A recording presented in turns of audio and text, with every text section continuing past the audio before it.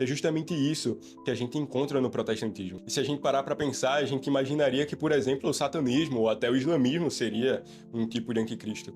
Talvez realmente seja, mas o protestantismo de todos esses é aquele que mais se assemelha, porque, segundo as palavras do próprio Cristo, ele seria tão parecido com ele mesmo que, se possível, enganaria até os eleitos de Deus. Então, aquilo que a gente vê que já é muito diferente, é muito fácil se conter, é muito fácil se afastar disso.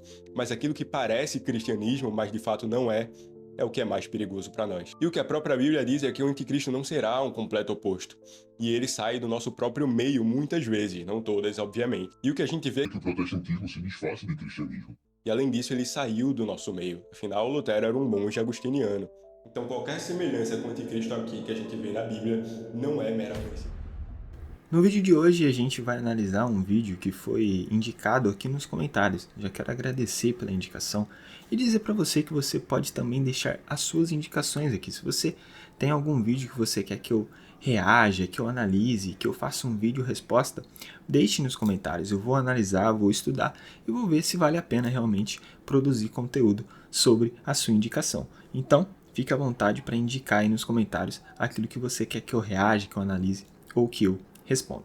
No vídeo de hoje a gente vai analisar ao vídeo do canal do Miguel, um católico que fez um vídeo dizendo que Lutero e os protestantes são um tipo de anticristo. No primeiro momento, eu quero dizer para vocês que o propósito desse canal não é atacar ninguém pessoalmente. Então, o vídeo não é para atacar pessoalmente o Miguel, e eu espero que vocês também não façam isso, porque aqui o objetivo é debater ideias e fazer que a nossa fé amadureça, que a gente saia daqui edificados e não que a gente crie inimigos ou que a gente faça discurso de ódio contra pessoas. Então espero vocês que assistam ao meu canal, vocês que assistam meus vídeos, não sejam pessoas que fazem isso na internet. O nosso objetivo é debater ideias, é fortalecer a nossa fé, é edificar o corpo de Cristo e não fazer discurso de ódio contra pessoas, porque a nossa luta não é contra a carne e nem contra sangue, é contra princípios e potestades. Bom, meu nome é Wesley Gobato, sou estudante de teologia e fiz esse canal para fazer aquilo que eu mais gosto, que é falar da palavra de Deus. Se você também gosta da palavra de Deus, você pode se inscrever nesse canal, ativar o sininho para não perder mais nenhum conteúdo aqui. Eu estou apenas começando e preciso muito da sua ajuda. E como que você pode me ajudar? Não apenas se inscrevendo nesse canal, você pode curtir e deixar o seu comentário, porque assim o YouTube entende que o conteúdo é relevante e começa a recomendar para mais pessoas. Eu não ganho nada com esse canal, gasto muito tempo gravando, editando, fazendo roteiro. Então eu espero que você possa me ajudar, pelo menos com isso, para que o meu vídeo possa alcançar mais pessoas. Desde já, te agradeço e espero que eu possa contar com a tua ajuda. Então, sem demora, vamos reagir. Eu separei algumas partes do vídeo porque existem partes aqui que realmente são partes que não têm conteúdo teológico. São apenas ataques pessoais dele para a pessoa de Lutero. Então, ele vai ali falar sobre erros, pecados, coisas que Lutero cometeu que são terríveis, horríveis, e assim atacando Lutero. Nesse sentido, não tem muito o que eu falar. O que eu posso falar é que, na verdade, isso é apenas um argumento contraditório, porque ele atacar Lutero pela sua vida moral é a mesma coisa dos protestantes atacar os papas pela sua vida moral. Porque nós temos, conhecimento de que existiam muitos papas que fizeram coisas terríveis, horríveis também. Papas que fizeram coisas que realmente são coisas horríveis. E quando a gente vai questionar o que a Igreja Católica responde através desses atos terríveis que papas tiveram, e você pode fazer qualquer pesquisa aí comum no Google, que você já vai achar conteúdos onde vai dizer o que muitos papas fizeram e acabaram cometendo durante a história. Você vai ver um canal muito famoso aí no YouTube, que é os Fatos Desconhecidos, fazendo um vídeo sobre os 8 piores papas que já existiram. E quando você vai questionar, então realmente eu fiz uma pesquisa básica aqui no Google, e a resposta da Igreja Católica é só: A Igreja Católica reconhece que houve papas com condutas inadequadas ao longo da história, mas mantém a doutrina de que o Papa, como sucessor de Pedro, é infalível apenas em questões de fé e moral, quando fala ex cátedra, ou seja, em sua função oficial como pastor e mestre de todos os cristãos, a Igreja não nega os erros e pecados de alguns papas, mas enfatiza que esses atos não invalidam o ofício papal nem a promessa de Cristo de proteger a Igreja.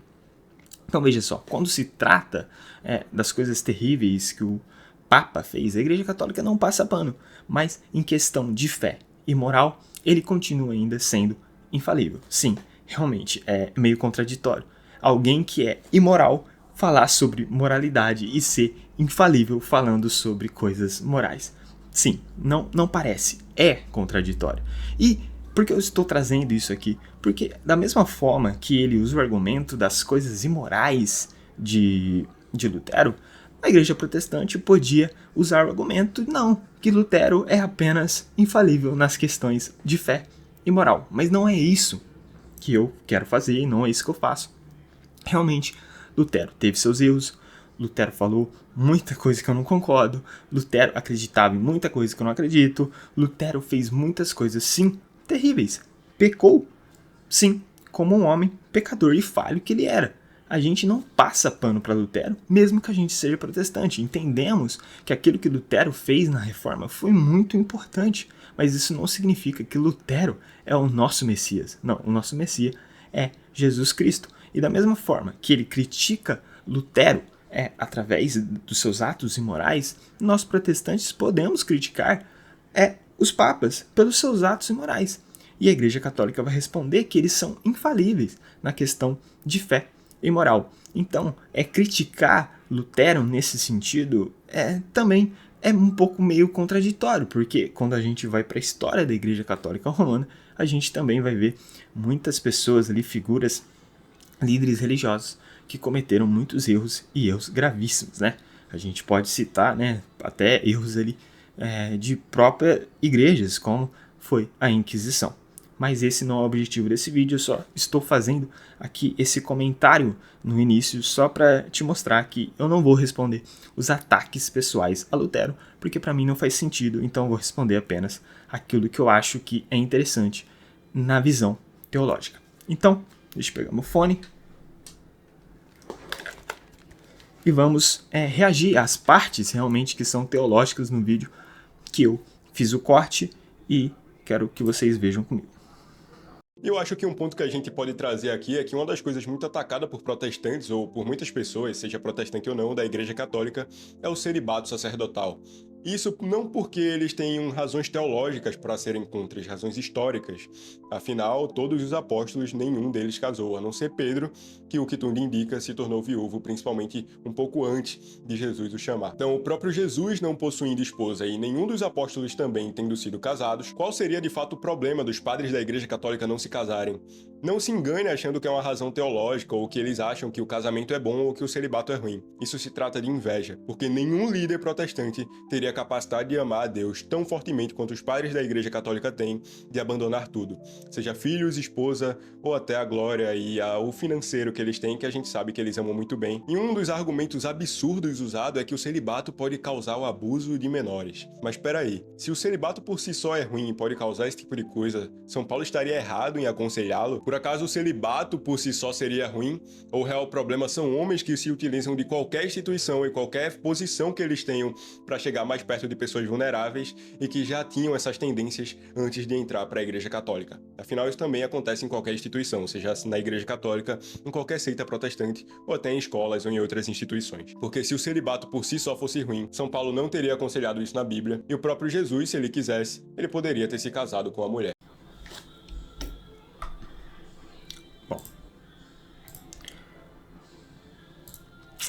Aqui um argumento dele que já não faz muito sentido é quando ele diz que os apóstolos não foram casados, mas quando a gente vai lá em 1 Coríntios capítulo 9, versículo 5, a gente vai ver que Paulo vai dizer assim, não temos nós o direito de levar conosco uma esposa crente, como fazem os outros apóstolos, os irmãos do Senhor e Pedro? Então Paulo aqui está deixando claro que os outros apóstolos, e até Pedro, eram sim casados. Claro, a Igreja Católica Romana vai falar que Pedro não era casado e que provavelmente ele se tornou viúvo antes de seguir a Cristo, e por causa do seu cargo, né, papal, segundo a Igreja Católica Romana. Mas não é isso que a gente vê no texto bíblico. Então, ele diz que não tem argumento teológico, mas o argumento teológico está dentro da própria Bíblia, em 1 Coríntios capítulo 9, versículo 5, no sentido dos apóstolos terem, sim, esposas. Quando ele fala de Paulo sobre o celibato, a gente precisa entender muito bem o contexto que Paulo está tratando ali, né? Até no versículo 1 de 1 Coríntios 7 vai falar quanto aos assuntos sobre os quais vocês escreveram. Então a gente já vê que Paulo aqui está respondendo algo que a igreja de Corinto escreveu para ele e mandou para ele, e ele agora está fazendo a sua carta-resposta, né? Está fazendo ali o seu trecho respondendo aquilo que os coríntios questionaram ao apóstolo Paulo. E a gente vê o contexto, né, de Corinto, a gente vai ver que eram pessoas ali que acreditavam em algumas filosofias que acabavam desvalorizando aquilo que é físico e apenas valorizando aquilo que é espiritual. Então tudo aquilo que é físico é ruim e tudo aquilo que é espiritual, tudo aquilo que é sobrenatural é bom. Então nesse sentido, provavelmente ali os cristãos estavam com dúvida se eles deviam continuar casados, e se eles continuassem casados, eles deviam fazer relações, porque na visão deles o ato carnal, o ato físico é ruim, não é espiritual. Então eles queriam ser pessoas espirituais, mais espirituais ainda. Então eles queriam deixar de fazer relações, e uns, né, até queriam divorciar. Então Paulo ele vai falar sobre esse assunto, ele vai falar sobre casamento, celibato e divórcio. E quando Paulo, aqui em 1 Coríntios 7, ele fala sobre o celibato, ele usa até ele como exemplo para aconselhar solteiros e viúvas e viúvos para que eles possam continuar solteiros, né? Se eles conseguirem, né? Ele deixa bem claro, se vocês conseguirem. O contexto aqui é o contexto do que a igreja vivia. Então a igreja vivia num contexto de crise. Então a gente tem estudos históricos que vai falar que aquele contexto ali de Coríntio, eles estavam vivendo uma grande crise e também existia uma alta perseguição à igreja. Então Paulo ele faz esse conselho, por quê? Porque em um ambiente de perseguição, você ter uma família, você ser casado, é um ambiente que você tem que ir para um lado para o outro porque você está sendo perseguido, era melhor você não ser casado nesse sentido. E é por isso que em 1 Coríntios 9 a gente até vê Paulo, quando ele está tratando aqui sobre as ofertas apostólicas, e ele está dizendo, né, argumentando que ele, Paulo e Bernabé também têm direitos a essas ofertas apostólicas, ele agora indaga no versículo 5 se ele não tinha direito de também ter uma família, de ter também uma esposa como os outros apóstolos. Então, Paulo, ele mostra que ele abstém de ter uma esposa, de ter uma família, assim como ele abstém de ter ofertas apostólicas. E por que ele abstém de ter ofertas apostólicas? Porque ele se sentia em dívida eterna com Cristo, porque ele perseguia cristãos. Então dá para ver no texto, né, que Paulo ele realmente não aceitava essas ofertas, né, porque realmente ele se sentia em dívida por ele ser uma pessoa que perseguiu e matou cristãos. E agora convertido, ele sente que ele não merece nada. Ele, né, sempre vai dizer que ele é o maior dos pecadores, o menor dos apóstolos. Isso já mostra o caráter do coração de Paulo. Então, quando Paulo também abstém da esposa, é por causa de contexto. Paulo vivia em um contexto onde ele era perseguido. Então, ele vivia ali em perseguição. Então, Paulo, ele não tinha tempo para ter uma esposa, para ter uma família, porque isso ia, na verdade, atrapalhar o ministério dele, porque ele ia ter que pegar a esposa, a família, ir de um lado para o outro, fugir, né, com eles, e Paulo não via isso como algo muito bom. Então, nesse sentido, ele aconselha as pessoas ali de Coríntio ser como ele, claro, se elas conseguirem, porque se Paulo realmente tivesse aqui tratando o celibato como algo mais espiritual do que uma pessoa que casa, ele está indo contra aquilo que o próprio Deus vai dizer na sua palavra, porque Deus vai dizer em Gênesis que é melhor que o homem se una não fique só e se una com a sua mulher. E o homem e a mulher se tornem uma carne só. Então Paulo não está contradizendo aquilo que Deus disse. Não, Paulo está apenas aconselhando segundo um contexto que eles vivem ali naquela época. É por isso que em Efésios 5, Paulo também vai falar sobre casamento e ele vai retratar o casamento como se fosse o relacionamento de Jesus com a sua igreja. Então veja como Paulo entendia a importância do casamento, entendia a importância que o homem tinha para sua esposa e que a mulher tinha para o seu marido. Então Paulo não está dizendo que celibato é ser mais espiritual do que alguém que é casado, porque aí ele estaria concordando com as filosofias gregas que as pessoas de Corinto ali estavam pensando, por isso que elas queriam divorciar. Não é esse o contexto.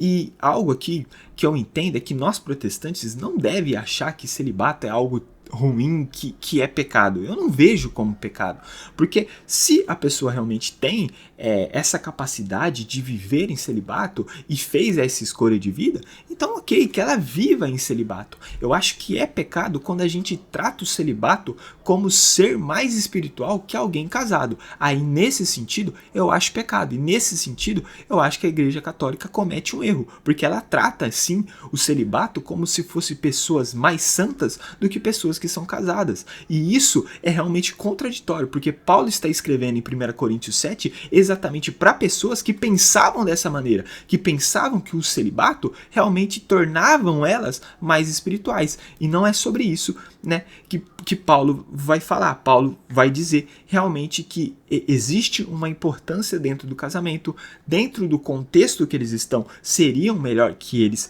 não casassem naquele momento, mas né, se eles não aguentam, então se casem.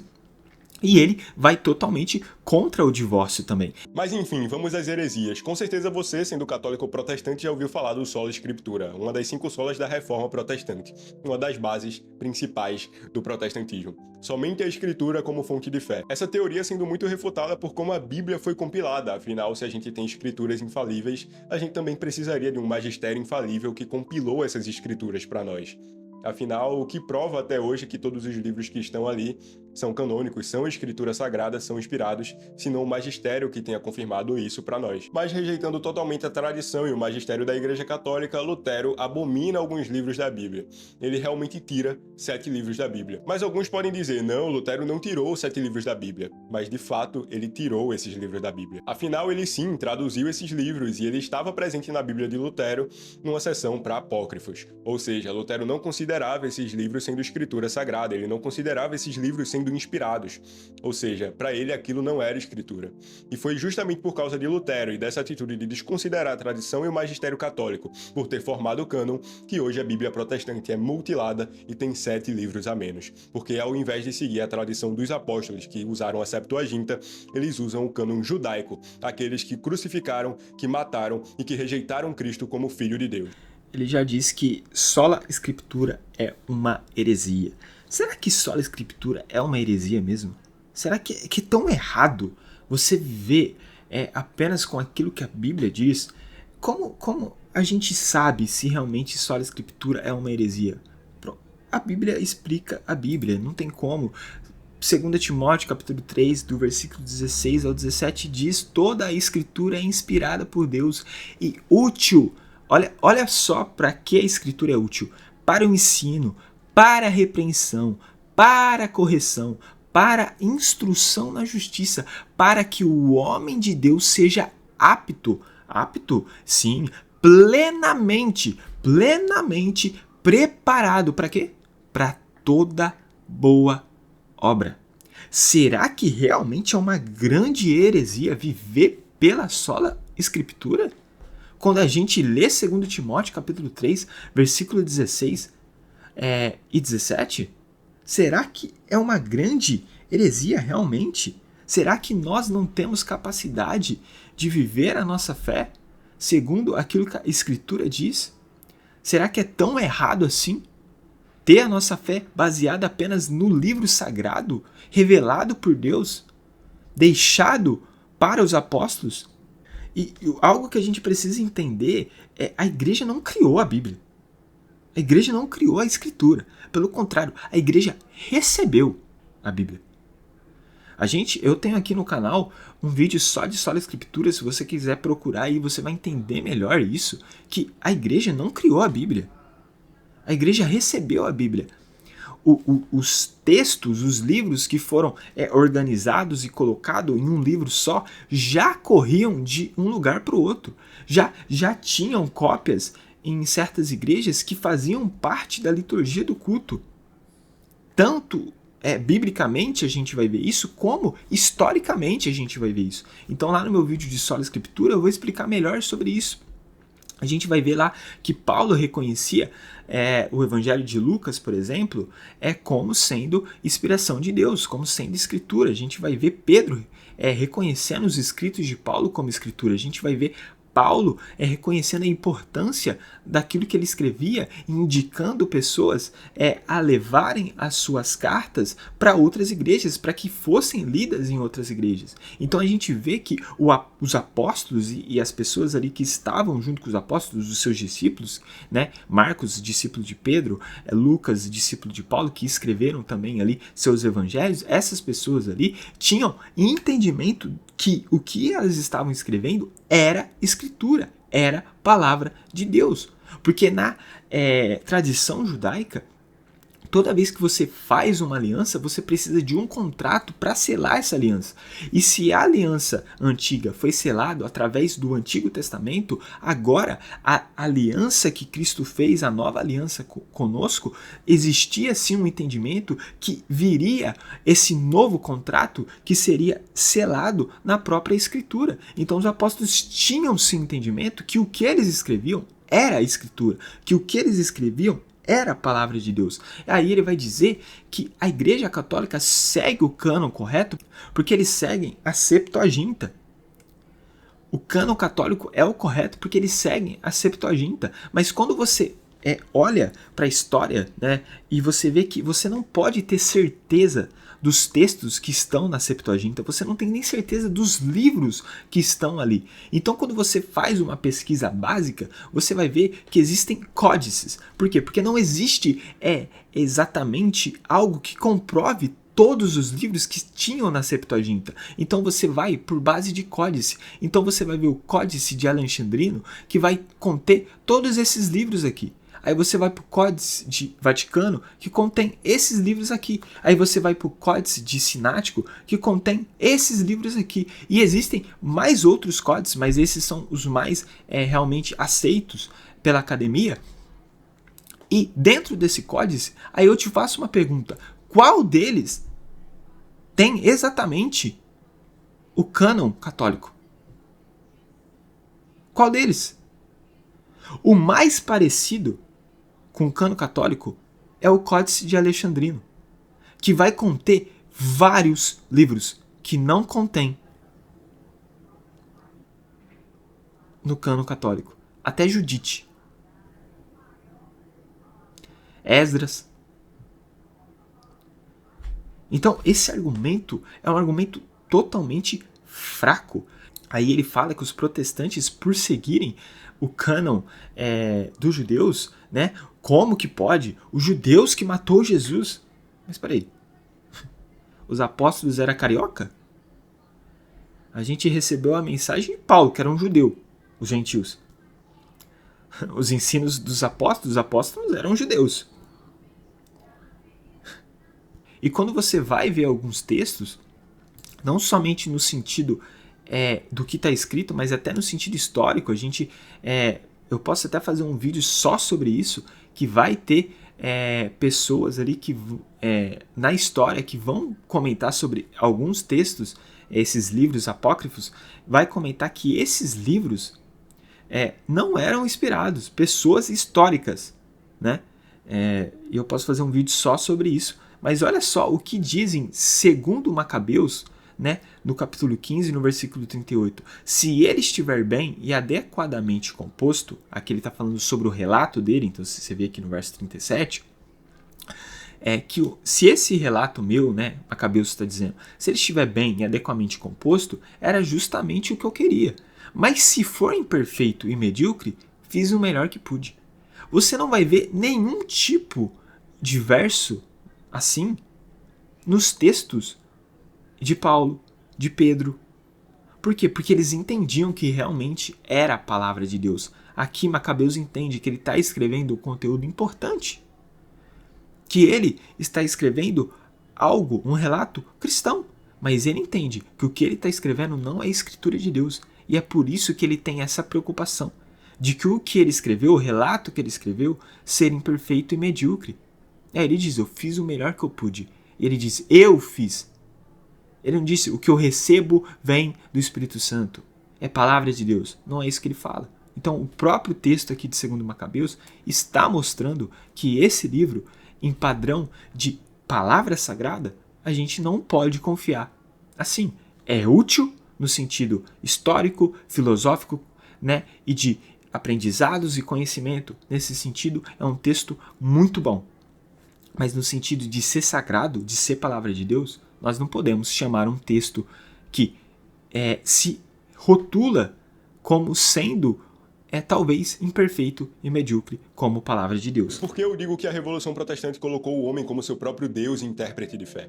Se você interpreta a Bíblia de qualquer maneira, você se torna o seu próprio Deus. Você não se torna seu próprio sacerdote ou seu próprio líder espiritual. Você se torna Deus, porque a partir do momento que eu pego a escritura, interpreto da forma que eu bem entender e crio a minha própria seita, crio a minha própria igreja, ou se não, a minha própria religião, eu me torno o meu próprio Deus, eu me torno a minha própria lei. E esse foi o maior pecado de Lutero. Não foi a gula, embriaguez e nem a falta de castidade. Isso foi só consequências do estado perturbado dele. O maior pecado de Lutero sempre foi o orgulho. Afinal, esse é o pior dos pecados. Afinal, o pai de Lutero, Lúcifer, foi aquele que cometeu o primeiro pecado, que foi o de orgulho. E hoje em dia, todo protestante, na verdade todo pastor protestante, não vou colocar 100% da galera nesse bolo, segue os passos de seus dois pais na fé, Lutero e Lúcifer, se colocando como seus próprios intérpretes, se colocando como seu próprio Deus e possuindo orgulho suficiente para achar que a sua tradução da Bíblia está correta, criando seu próprio sistema e se contrariando a hierarquia sagrada da Igreja Católica, assim como Lúcifer contrariou a hierarquia sagrada de Deus e assim como Lutero contrariou a hierarquia sagrada que Deus tinha estabelecido a partir dos apóstolos em sua igreja. E aí ele vai criticar esse sentido de interpretar a Bíblia. A gente sempre diz aqui nesse canal que os protestantes não devem interpretar a Bíblia. Os protestantes devem examinar, né, o autoexame. A alta interpretação é totalmente errado, é realmente um pecado. Só que o autoexame não é. E é isso que os protestantes fazem. E isso não é errado, porque lá em Atos, capítulo 17, versículo 11, vai falar: os bereanos eram mais nobres do que os tessalonicenses, pois receberam a mensagem com grande interesse, examinando todos os dias as escrituras para ver se tudo era assim mesmo. Então a gente vai ver o povo de Bereia sendo elogiado por analisar aquilo que Paulo estava pregando, aonde? Nas escrituras, fazendo o autoexame. Então nós, protestantes, realmente fazemos isso, o autoexame. Será que aquilo que está sendo pregado para nós, será que aquela doutrina que está sendo apresentado para nós é uma doutrina que tem fundamento bíblico? Então, eu concordo que existem pessoas que se acham Deus da própria vida e que usam a Bíblia para implantar suas ideias e não para que a Bíblia mude as suas ideias. Eu concordo nesse sentido, mas dizer que essa é a motivação protestante é uma inverdade, é uma mentira. Porque a própria Igreja Católica Romana, durante a história, fez isso com a Bíblia, a sua auto-interpretação, porque não é o magistério que tem que interpretar a Bíblia, não é a tradição oral que tem que interpretar a Bíblia, é a Bíblia que tem que interpretar o magistério e a tradição. É isso que os católicos romanos se perdem, porque a Bíblia tem que estar aqui, o magistério e a tradição aqui, e a Bíblia, que é a palavra de Deus, tem que interpretar o magistério e a tradição. Não é o magistério que tem que ir contra a Bíblia, é a Bíblia que tem que ir contra o magistério, é a Bíblia que tem que ir contra nós.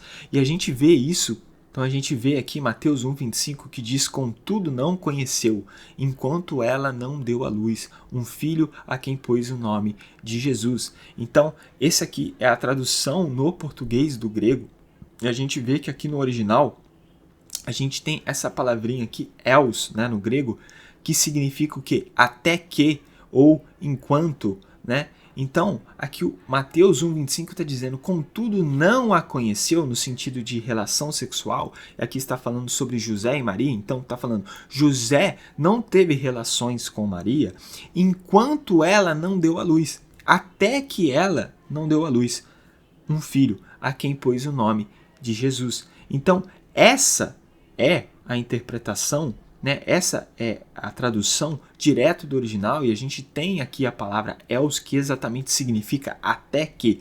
Mas aí quando você vai para uma Bíblia católica, por exemplo,